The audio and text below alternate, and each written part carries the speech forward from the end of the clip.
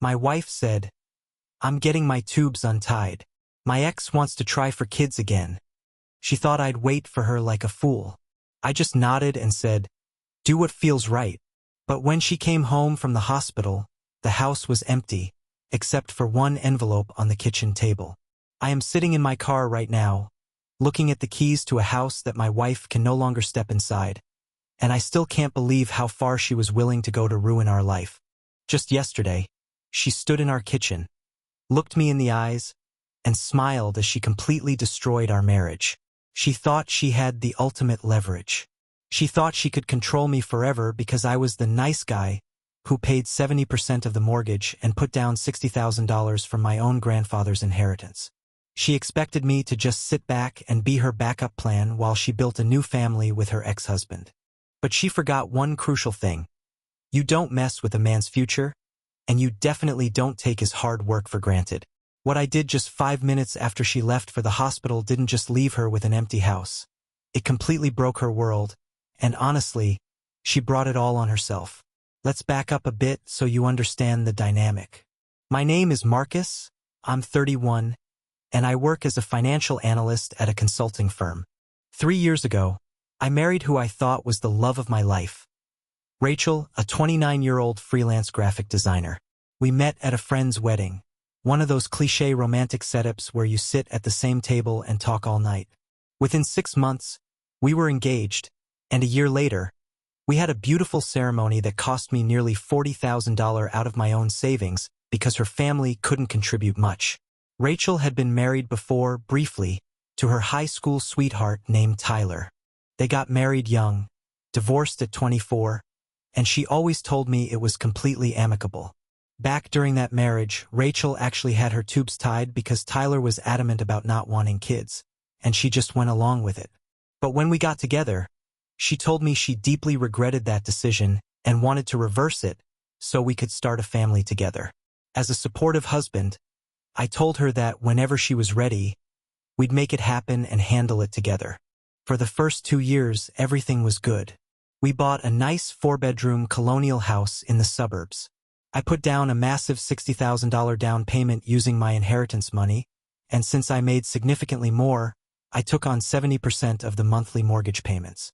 Rachel contributed to groceries and utilities, but her freelance income was highly inconsistent. I never complained once. I loved her and I wanted to build a life together. But everything started changing last fall. Rachel suddenly started bringing up Tyler more and more. I ran into Tyler at the coffee shop today, or Tyler posted about his new job on social media, or remember Tyler? He's doing really well now. First, I didn't think much of it. They'd been social media friends for years, occasionally commenting on each other's posts. But then, she started meeting him for coffee, lunch, and dinner, allegedly just to catch up, since they grew up in the same small town.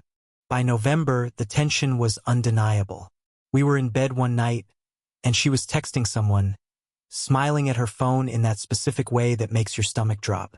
When I asked if she was talking to Tyler, she didn't even look up. She just said, "Yeah, just catching up. He's going through a lot right now. His dad is sick, and he needs someone to talk to." When I asked why that someone had to be his ex-wife, she finally looked at me, completely annoyed, and said, "Marcus, we're adults. We can be friends. It's not a big deal. You're being insecure." I let it go, but the texts and meetups only escalated. She started dressing nicer, doing her makeup more carefully whenever she went to see him, and coming home later and later. And then, in early February, she finally dropped the bomb. We were having dinner at home, pasta I'd made after an exhausting day at the office. Rachel had been quiet all evening, just picking at her food, and I could feel the storm brewing. She finally set her fork down and said, "Marcus, I need to talk to you about something important." I set my fork down too. "Okay. I've been thinking a lot lately about kids," she started, her voice completely calm. "About what I want, about my life. I've been talking to Tyler a lot and he's changed. He wants kids now. He's in a better place mentally and financially, and he's been telling me he regrets how things ended between us. He regrets pushing me to get my tubes tied. He wants to try again. I just stared at her, my mind struggling to process the sheer audacity. Try again? What does that mean? It means I'm thinking about getting my tubes untied and trying for kids again, she said smoothly. With Tyler. The room went completely dead silent, save for the low hum of the refrigerator. You're married to me, Rachel? I said, my voice dropping an octave. I know, and I've thought about this a lot, Marcus, she replied without a single shred of guilt. You're a great guy. You've been so good to me. But Tyler was my first love. We have history, and I think I owe it to myself to see if we can make it work this time, especially now that he wants the same things I want. I think we should separate so I can explore this and see where things go. She sat there, looking completely resolved, like she'd already made peace with destroying our marriage for a fantasy. She genuinely expected me to be the nice guy, to step aside, keep paying the mortgage, and act as her safety net while she went off to try and get pregnant by her ex-husband. So you want a divorce eventually? But in the meantime, you want me to wait around like a fool while you try to have a baby with your ex? I asked, steel in my voice. I'm not asking you to wait, she said, completely detached. I'm just being honest about what I want. Tyler and I have been talking seriously about it for the last 6 weeks. In fact, I already have a consultation scheduled for the reversal surgery next month on March 15th. I stood up from the table, walked to the sink, and gripped the edge of the counter to keep my hands from shaking. I didn't yell. I didn't scream. A real man doesn't waste energy on a woman who has already emotionally checked out. I turned around, looked her dead in the eyes, and simply said, "Do what feels right, Rachel." She looked surprised, completely thrown off by my lack of begging. Really? You're okay with this? I didn't say I was okay with it, I replied coldly. I said do what feels right. If you want to blow up our marriage to play house with your ex, that's your choice. I'm not going to beg you to stay. That night, I slept in the guest room. But the very next morning, the nice guy was gone. I called a divorce attorney named David Chun, a ruthless, sharp shark of a lawyer who came highly recommended for handling messy separations. 3 days later, I was sitting in his office, laying out the paperwork. "Let me get this straight," David said, leaning back in his chair after reviewing my documents. "She wants a surgery to have kids with her ex while still legally married to you? And you paid the entire $60,000 down payment from your inheritance, plus 70% of the mortgage?" "Correct," I said, "and I have every single bank statement to prove it." David smiled, a cold, calculating look. "This is good. Very good. Our state operates under equitable distribution. Her ongoing relationship with her ex absolutely counts as emotional infidelity, and her intent to start a family with him while married to you demonstrates a clear abandonment of the marriage. Here's the plan: we file immediately. We push for you to keep the house, protect your 401k, and we move fast. I can have the papers drafted by the end of the week, and we serve her next Monday. By the time she goes in for her surgery, she'll be drowning in divorce proceedings." "What about alimony?" I asked. "She barely works. Adultery and voluntary abandonment are heavy grounds to deny alimony," David countered. "She's employable and she's choosing to walk away.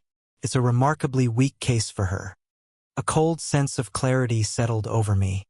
"Do it," I told him. Over the next 2 weeks, I quietly gathered every financial document, tax return, and mortgage paper, making copies and securing them in a private safe deposit box at my bank. Rachel was completely oblivious, spending her nights out with Tyler, dressing up, and preparing for her new life. On Monday, February 24th, the trap snapped shut. I was at work when the process server delivered the divorce papers to Rachel at our house. My phone lit up instantly. She was hysterical. "Marcus, what the hell is this?" She screamed into the phone. "Divorce papers? You filed for divorce without even talking to me?" "What's there to talk about, Rachel?" I said, my voice completely steady. "You told me you're leaving me for Tyler. You scheduled surgery to have his kids. Did you really think I was going to stay married to you and fund your transition?" I thought we'd handle this like mature adults. Rachel sobbed through the line. Mediation, a separation agreement, not this hostile attack. Hostile? I asked, letting out a short, cold laugh. You've been planning your exit for months behind my back. You've been emotionally involved with another man, and you scheduled surgery without even consulting your husband. What exactly is hostile about me protecting my own life and assets? My lawyer will handle the rest. I hung up. That night, when I got back from the gym, Rachel was waiting in the living room. But she wasn't alone. Tyler was standing there next to her, tall, fit, with that smug, cocky look of a guy who peaked in high school and never quite grew out of it. Marcus, we need to talk, Tyler said, stepping forward aggressively. This whole sudden divorce thing is completely unnecessary. We can work this out like mature people. This is Rachel's house too. I didn't even blink. I stood my ground, looked him dead in the eye, and kept my voice ice cold. Get out of my house. Right now. In a few months, the court will force a sale, and either way, you have zero claim to it and zero reason to be here. Leave or I'm calling the police. Tyler puffed up his chest, trying to intimidate me. But when he saw I wasn't backing down by a single inch, his bluff failed. Realizing I meant every word, they both slinked out of the house. Rachel spent the next 2 weeks staying at Tyler's apartment because the tension under my roof was unbearable. She would only sneak back to grab clothes when she knew I was at work. But while she was busy focusing on her ex and prepping for her big day, I was executing my final master plan. I hired professional movers for March 14th, the exact day before her scheduled surgery. I had already quietly rented a nice 2-bedroom apartment across town. In less than 4 hours, the movers packed up absolutely everything that belonged to me, everything I had brought into the marriage, and every single piece of furniture we bought together. I had the receipts proving my money paid for the couch, the dining table, and the bed. I didn't touch Rachel's personal stuff. I left her clothes in the closet, her toiletries in the bathroom, and her design equipment in the office. But when the movers were done, the house looked like a hollow skeleton. Bare walls, empty rooms, and nothing left but her scattered personal boxes. Before locking up, I walked into the kitchen.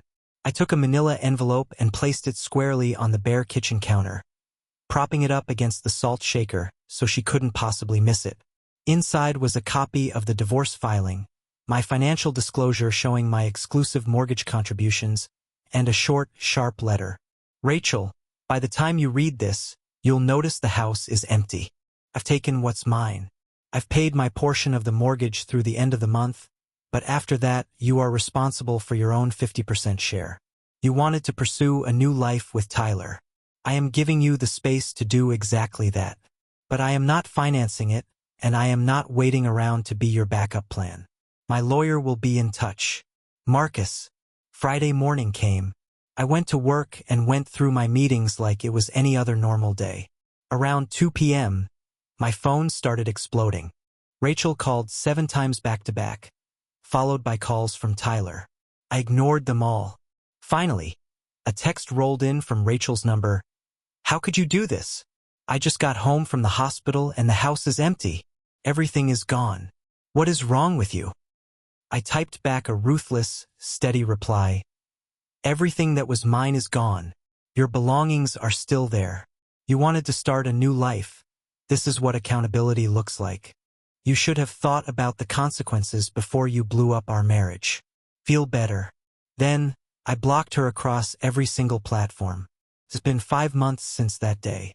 The divorce was officially finalized in early June, and the financial fallout went exactly how my lawyer predicted. The house sold for $375,000. Because of my ironclad paper trail proving my $60,000 inheritance down payment and consistent 70% mortgage payments, the judge ruled heavily in my favor. I walked away with $68,000 from the sale. Rachel got a mere $27,000 once our marital debts were cleared. My 401k and savings remained untouched. No alimony was awarded. Rachel had to move back into her parents' house because she couldn't afford her half of the empty house's expenses and couldn't pass a credit check to rent on her own. As for her grand romance with Tyler, The grapevine tells me reality hit them like a freight train. Tyler quickly realized how much financial support Rachel actually needed, and he completely panicked. The fantasy of a perfect family vanished the moment they had to deal with legal battles and empty bank accounts, and they've been arguing constantly ever since. Meanwhile, I just got promoted at my firm with a 15% raise. My new apartment is fully furnished, quiet, and completely mine. I've been going to therapy, working through the betrayal, and rebuilding my life on my own terms. I learned the hardest, most valuable lesson a man can learn. Love is meaningless without respect and loyalty, and a real man never stays where he is treated as an option. Now that the story is out, I have to ask you guys a question. Do you think I went too far by stripping the house bare the day before her surgery? Or did she get the exact reality check she deserved? At what point does a man's self-respect mean completely cutting out the person who took him for granted? Let me know what you would have done in my shoes in the comments below.